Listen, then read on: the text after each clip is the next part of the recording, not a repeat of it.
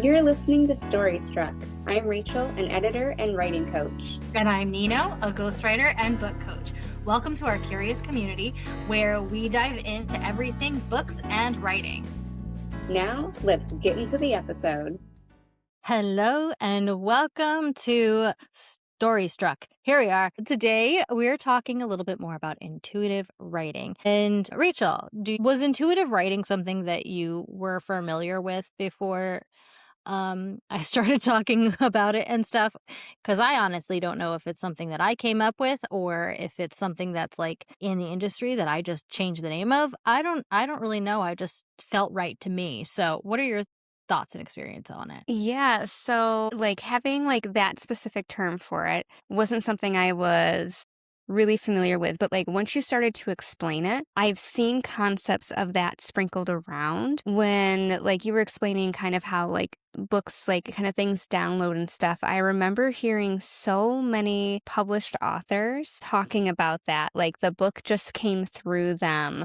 And I don't know where this idea was. It just went and I got into the flow state. And so kind of that idea of the stuff just coming and not kind of understanding where it came from makes me think of intuitive writing as you explain it. And then also I feel like the flow state, I feel like also pertains to intuitive writing. So those types of concepts, that's kind of where I got the gist of it and I can see it. But you have opened my eyes to so much more of it. And I'm excited to hear you talk more about it, share with the listeners what this is. And I know it's made a profound impact in my writing journey, even though I am this very rigid, structured person. This has helped me to push past, the negative side of being that rigid, structured, plot-heavy person. Yeah, and I think that is a big difference between intuitive writing and pantsing. And while I would definitely say that I would be qualified as a pantser, I don't think that intuitive writing means that you have to be a pantser. Yeah. And I think that is where when I talk about it, when I describe my experience with it and stuff like that, that it can kind of seem like, oh well, I really need plot, I really need my detailed outline, so I this is not for me and stuff. And I actually predominantly work with people who are heavy thinkers, who are heavy, give me the detailed stuff. That's actually the people I work with the most, is the people who need all of the structure, all of the details, all of the things. And I find that this kind of model of things, this intuitive writing practice, opens up so much more. So you're actually able to fully benefit in an easier way with your writing style. And so yeah, I wanted to talk a little bit more about that today because it's something that I've sprinkled in. Obviously, if you've been around here, if you listen to a few of our podcasts, you know that we have conversations about using tarot. We had Tammy come on last season who wrote spiritual books and did it very intuitively because she's an intuitive. And that was her experience with a nonfiction type of book and stuff like that. But I write my fiction that way. And you've leaned into incorporating that into your ultimate plotter methodology. And so the way I see this, the way I see intuitive writing is that you're opening up to the universe. If you've been around here for a minute, you know that I'm a spiritual girly. And so in my perspective of it, my experience of it is that we are co-creating our stories with the universe, that especially with a high vibe story. And I use high vibe as a term to describe a book that is meant for more than just entertainment. A book that you read and you feel like it shifted something in you. I think it was it Marisa or was it Melissa? One of our guests there had talked about how she closed, I think it was Melissa, and she had closed Marisa's book and was like, I am not the same person as I was when I opened this book. That's a high vibe story. My experience with The Invisible Life of Addie LaRue, same thing. I'm like, I am no longer the same human I was when I opened this book. This book did something to me. It healed something in me. It activated something in me. My world feels different now because I consumed this book. That's a high vibe fiction. That's the effect that I'm trying to get more authors to embrace, is to go into their stories with intention in order to create something that does that to people. I have one client, she's putting her life story into a fantasy story.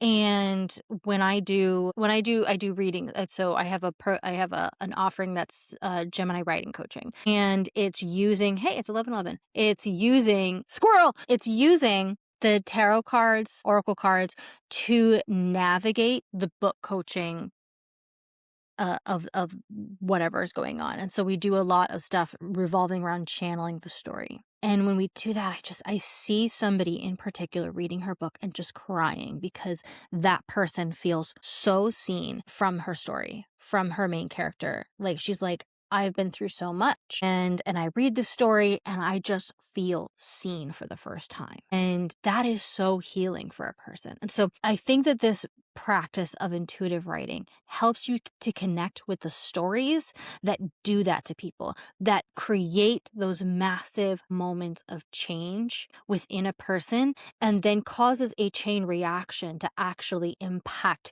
all of humanity, maybe indirectly, but it makes this huge effect. It creates this domino effect of change. And so I feel like we're channeling in, we're being the conduit for the story. And that's, like you were talking about, being in the flow state or like the story wrote itself, like some authors say, like the story just wrote itself, and, like it just poured out of me. Like all of those things, like that's the experience of intuitive writing, whether they see it in that perspective or not. One person that comes to mind is Stephen King. I think he is such an intuitive writer. I think beyond being the ultimate pantser, he is an intuitive writer. I always feel like he is channeling from some dark dimensions, with his stuff, but he's channeling it. Like, that's my view of it.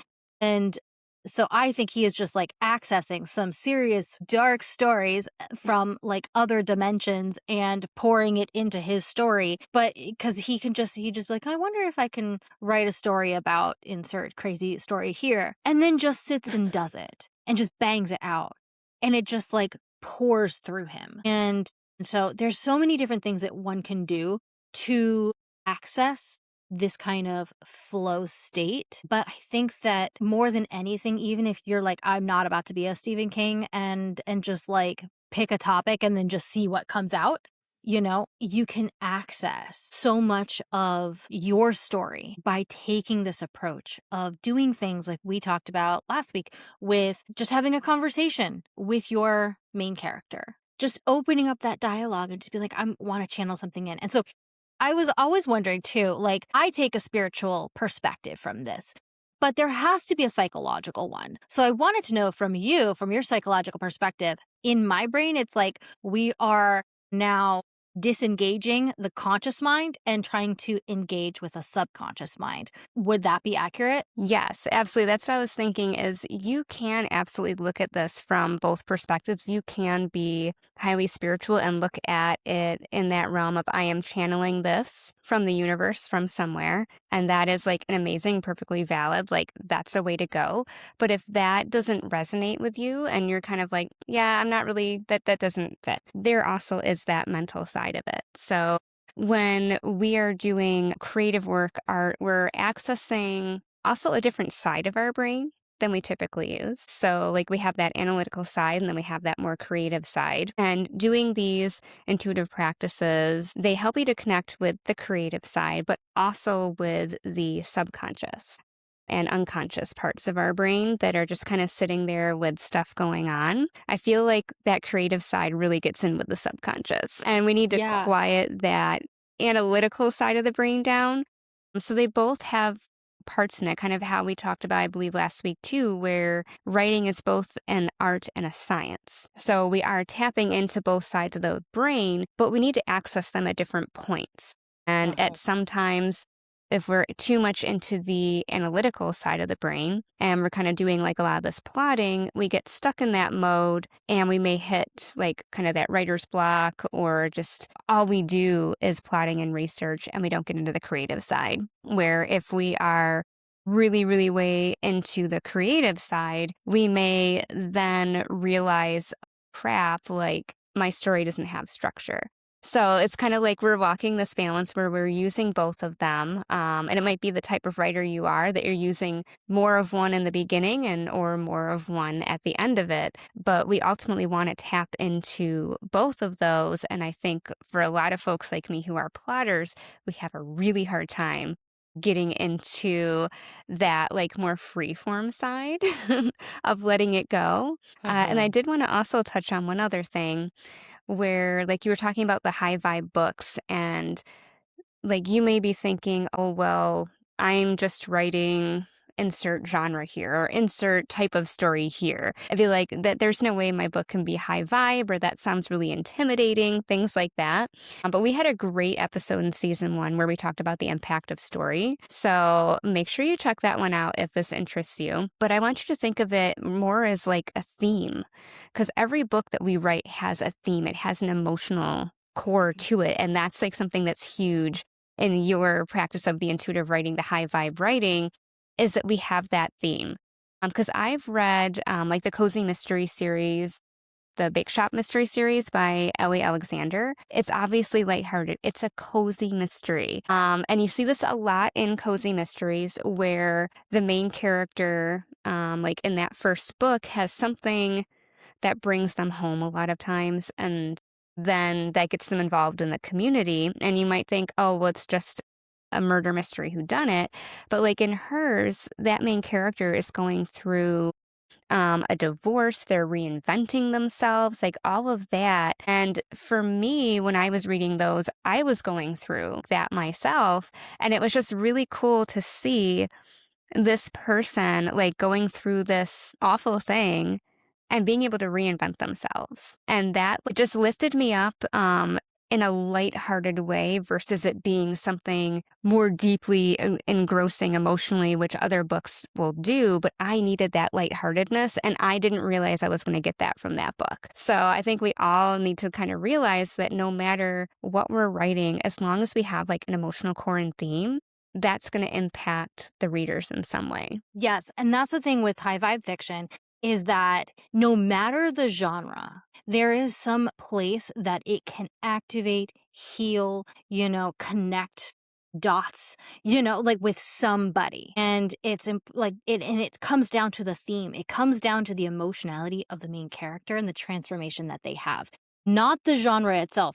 You can have a super tropey romance or romantasy or whatever and still have this thing that happens with this main character and how like the main character goes through a self-actualization through the process and they see that reader sees themselves in that character and feels empowered because of the transformation. And I think that's also where we can talk about the power of story because we are no like you being in a state of a divorce, right? You could read a self-help book about, Yeah. going through a divorce and how to make it through. But sometimes it is so much. It is so heavy. You could read a memoir about somebody who made it through a divorce and stuff like that. And that is a total avenue of like a place that you can go, where you can get the same type of transformation.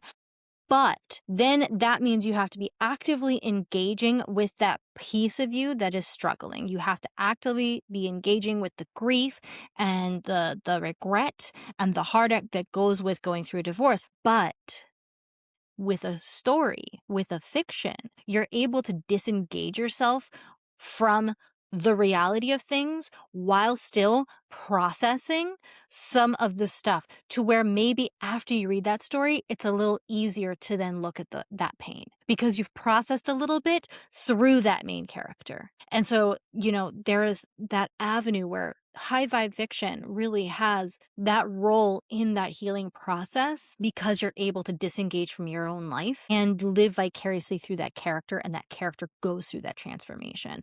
And that is one of the most impactful things I think we can do as a writer. And it comes down to having intentionality about it, right? When you're writing a high vibe fiction, ideally want to approach it with that intention in mind. Just like if we were casting a spell, right? You have to have the intention behind it. It's not as much of, well, I'm saying the right words and I'm putting together the right magical thingies, I'm having the intention. And if you go on to witch talk, you know, that is going to be something that is very, very prevalently talked about. The intention behind what you're doing matters more than the tools that you're using for it. And I think that that is really true with a book. A book is just a giant spell, you know?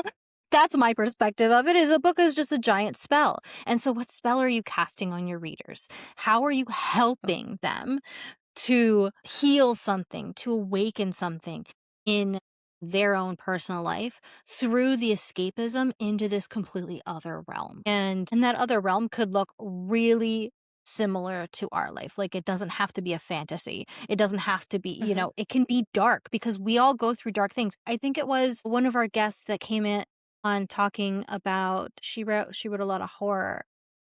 Yes. Yeah, she was talking about there's an impact in just reading the horror, you know, that helps you to address facing fears. It helps you to address hard things, maybe traumas that happened in your life. It helps you face those darker sides of things. And, you know, Yeah, it's from so I a think that safe place to do it too. Like exactly. it's, yeah, where like you were saying, if you were trying to process that trauma and working through, a self-help book or a memoir, that may hit you harder. And you might Mhm. need that. You might need that if you're in that space, but if you're not in that space, then going in with the fiction realm lets you do it and vicariously sit and watch somebody else process it and kind of get to see what did they do and how did that work for them? How would I feel if I tried that? Or at the very least, just to end with a bit of hope of seeing what can happen, because every character in every book goes through some kind of transformation, no matter what book it is. They start here and they end here. And so that journey can inspire you as a reader, even if you don't even realize it. Yeah, yeah. And so with this whole conversation, we kind of like dove a lot into high vibe fiction, but I think that that is kind of goes hand in hand when you're intuitively hmm writing something, because it's pouring through you, right? You are the conduit for the story, and the universe has doesn't have a whole lot of interest in just being entertaining. You know, it doesn't just want to help you escape from these things and stuff. If you're channeling a dystopian novel, that dystopian novel is going to help people living in this dystopian world to vicariously live through your character and maybe give them a few ideas of how they can, you know, take down toxic fascist regimes. You know, but when you're in the process of writing your channeled book, your high vibe fiction story, what was your, because I know for me, my first one was my Loki novel. And I had been practicing, right? Like, I had been practicing doing professional tarot readings. I had been, you know, having spiritual mentorship to develop my intuitive gifts and stuff and to strengthen that piece of me and stuff. And so, like, I think that using the term intuitive can sometimes be like, well, I'm not a psychic. I can't do any of that stuff. Like, I'm not a tarot reader, you know, things like that. And I know you were a professional tarot reader as well. And so, you know, we both have that aspect. So I was thinking about, like, what are some really fundamental, easy, I've never attempted to channel a thing in my life kind of things you could, because it's not like Stephen King is out there like meditating, you know, like Yeah. he's not doing that. You don't have to be a psychic or a tarot reader in order to be an intuitive writer, because you're giving into the story, you're not giving into like spiritual advice, you know, or whatever. You don't have to be clairvoyant to visualize your story, right? So, like, what are some of the foundational things? And to me, I think that my most foundational thing was using the spiritual, like I used my dowsing rods. I have a video, I think, in my Story Weavers community where I share a little bit more about this intuitive writing practice and stuff. And I do like story activations with tarot card readings and things like that. But I kind of shared, like, okay, I'm kind of not sure what to do, whether I should go this direction or this direction with this character. Got the little dowsing rods. Should I do this? No. Should I do that? Yes. Cool. There we go. So, like, bypassing the decision making and the overthinking, you know, like, you're not able to do that. And so then you like just using spiritual tools, right? Just pulling some cards. I want to write the story about Loki, and I want it to be, you know, based in learning how to be okay with being the villain in someone else's story. So how should I do that? Like, what components do I need? And I pulled some cards, and I got the lover's card. I'm like, ew, I don't want to write a straight romance. And so like I pulled the card, but it was very adamant. Like it was just like, nope, there has to be a romantic element to it. I'm like, fine, because I, just trust the universe. And it turned out to be like amazing. And I'm like, oh my God, this is what it's all about. You learn in retrospect. So that was like my foray into like starting this intuitive writing process, which was the only way. I've attempted to write my own novels so many freaking times. Rachel knows about two that were like dead on arrival. And there were more before that. And it didn't happen until I started giving into this intuitive practice of things. What was your like intro to intuitive writing that was just like, oh, this is definitely more of an intuitive thing for me to do on top of my plotting? Yeah. And so, like, for me, it's kind of interesting because my tarot cards, I don't really use them really in more of the intuitive sense that you're using it. I'm using it more as like a visual cue. And so, like, I'll pull my cards and be like, all right, what story do the cards say to me? And I'll look at like the different connections and things like that through them. And like, because as a card reader, I would read intuitively and then also traditionally of just card meetings, layouts, things like that. And I feel like when I'm doing it for my book, I'm more reading it just in the traditional sense or just looking at the imagery and seeing these two characters, like the face cards, whatever, like they're looking opposite. So in this chapter, what aren't my characters seeing eye to eye on? Like, I'll kind of like do things like that. I'll like pull something from it. And then more in the intuitive realm, you really got this to click for me with kind of connecting with my character. And I was like, all right, well, like I kind of like, I have this idea, like, I think this is here, but like, I'm not really sure and things like that. And so you're like, all right, just go have a conversation with your character. And I went for a walk and I was just like, all right, like, what's going on with you? Like, I saw this, like, you guys aren't seeing eye to eye. And I was just like literally like talking out loud on my walk. And all of a sudden, I just got like a flood of information coming into my mind. I'm like, whoa. I don't know where that came from, but like all this information is here now. And so I just like turned on the voice notes on my app and I just started talking into it of all of the stuff that was popping up. And that was like the very first time that I had this like holy crap moment. And now I feel like having that connection with my character is huge. And that led me into doing like the love letter type thing with my writer personalities of like having those conversations with your character, whether verbally or written. We had I don't know, I don't think it was a podcast guest. I believe it was just one of our friends was telling us that like they would write in their journal in like one color and then write in the other color like a Yeah. response or things like that.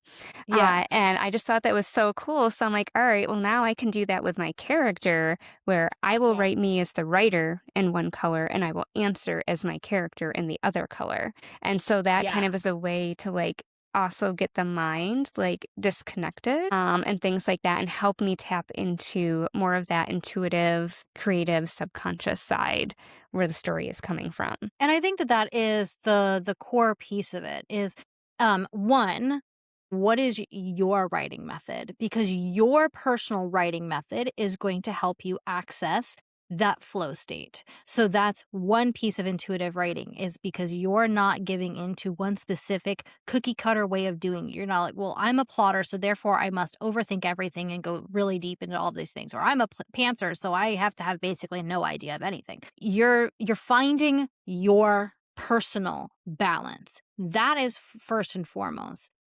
And then also is accessing a way to reduce your decision making. Because that's the other thing too, especially us neurospicy people, decisions are heavy.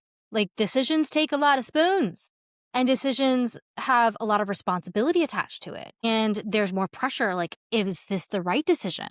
Right. So when you're sitting there saying like, okay, character, what's the deal with that thing? And they're like, oh, it's this. You're like, okie dokie. And that completely omits your decision-making needs. And so there is that aspect of relieving yourself of having to make all the freaking decisions. And that's part of the experience. Like, if you've never experienced being in the flow state in your writing before, you're out of the equation. Like, you're not part of the journey. You're just like watching it. It's very much, in my experience, very much like if I were listening to a book and I'm just seeing the book play out in my brain. And so, but I'm actively typing things out. Like, so that's my experience in the being in the flow state in the intuitive writing. It's just, you're just watching it and you're just typing it out as it's happening. It's like you're listening to an audiobook, and it's really, really crazy. But you have to bypass that decision making, right? So then, without having all of the need to make the decisions, while you're supported in your own writing method that gives you that support, those parameters, you don't have, I'm getting so distracted. But you're able to just allow it to flow through you. So you talk now. Yeah, so I feel like we see that whenever you hear a writer talk about like their character just totally did something out of left field and like went off in a different Yeah, when they're just direction like than they were shocked. thinking. Like, yeah, And like then they why said why did this, you and do you're like, that? You're like, what? Like that is following that's that an intuitive intuitive moment. thread. That's an intuitive moment. And I think too, like we see in like writing exercises and stuff like that of like playing like the what if game of like helping to like cut through that decision. Like, Yeah. what if, my character decided that, you know, they didn't want to be magical at all? What if my main character is running a bakery and they decided I just don't want to do this anymore? Or what if they decided I want to become like a Michelin chef of whatever? Mhm. Whatever they choose is going to totally change things. And then you get to explore that thread. Yeah. And if you aren't like really spiritual and you don't want to use like tarot, if you don't have dowsing rods, if you have a coin, flip a coin as your yes or no, or Mm-hmm. roll a dice and like you can assign like a different type of thing for each number, or just have even means this and odd means that, and just roll with it, no pun intended, and just kind of see what types of things happen. And maybe you explore both directions. Maybe you just spend 5 minutes exploring if it's a yes and 5 minutes exploring if it's a no, and see what just Yeah. really flows. Like if you're writing the yes and you kind of get stuck, you're like, oh, this is boring as shit. Let me take a look at the no. And you're like, Mm. ooh. And then you get back into that flow state. And that flow state is where that magic happens. And that's Yeah. where those decisions aren't having to be consciously made. The stuff is just going. Right. Because what interrupts the decisions is just like, but if I do this thing, then what if people think about this? And right, then very easily we go into overthinking. Right. But but if I do this, it might be like this. And then I have to figure out that. And like, so you're thinking way too far advanced. It's bringing you back to being more in the Oh present no. as well. I'm glad that you brought up the what if game though, because so I made a freebie that is an intuitive writing 101 little tiny quick masterclass with a workbook. And that was a big portion. That was a whole portion of my workbook, is to play the what if game, because what the what if game does is it allows you to play and explore. And that's the thing, that if you have a tendency towards overthinking, then you fall too much into that hyper analytical, right? And it's also very rooted in a lot of doubt, right? A lot of self-doubt is in that overthinking space. So what the what if game helps you to do is to disengage from the overthinking mind and just play in a world of possibilities instead of locking yourself in. So creativity doesn't do well when it's very confined in a box, which is why whenever we are given an assignment in school, so many of us have a hard time, and we have all this writer's block because we have to write this story and it has to be this long and it has to have these elements in it and it has to, right? And I understand from a teaching perspective what that does to teach you how to structure things, to teach you how to develop things. However, that makes it a lot more difficult to find the story. And so we tend to put ourselves in that box because we came from academic backgrounds going through school. Even if you only have a high school diploma, schooling taught you a very specific formula and a very specific way of doing things.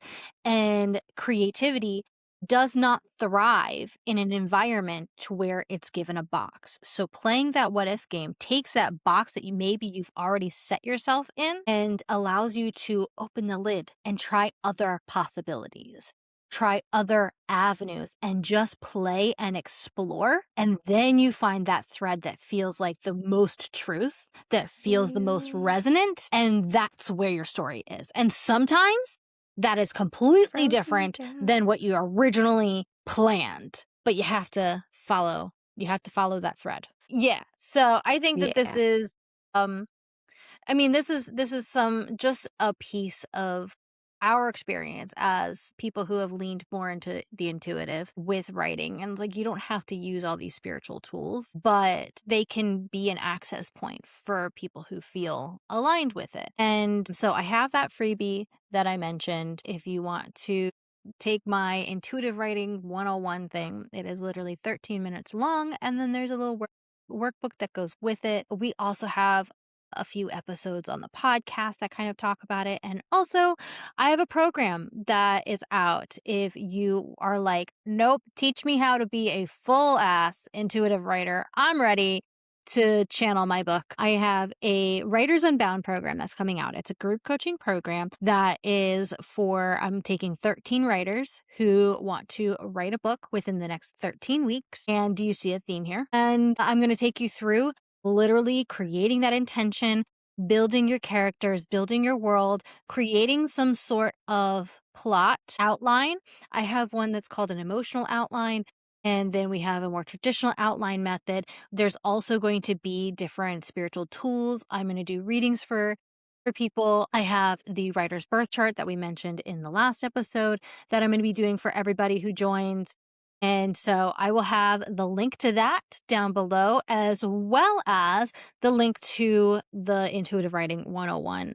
And then otherwise, I also have the Story Weavers community where we kind of do some intuitive writing bits and bobs there. So lots of ways for you to access this intuitive writing space, because when you find that writing method that just lets you flow with things, because it's about finding what works for you, your method of finding the flow so you can be the conduit for your story. It's not about me teaching you how to be a tarot reader and use tarot readings to write your book. It's about finding what works for you, how you need to do it, and finding that method to channel your book through so you can write a book in 13 weeks, which is like 91 days. So it's to draft it, I should say, because I know sometimes people hear 90 days writing a whole book, they think that it's ready to go to publisher. No, this is your draft. This is your bones of your story. So you have that complete story, and then you just have to add to it and edit it after that. If you're interested in those links will be living amongst the things.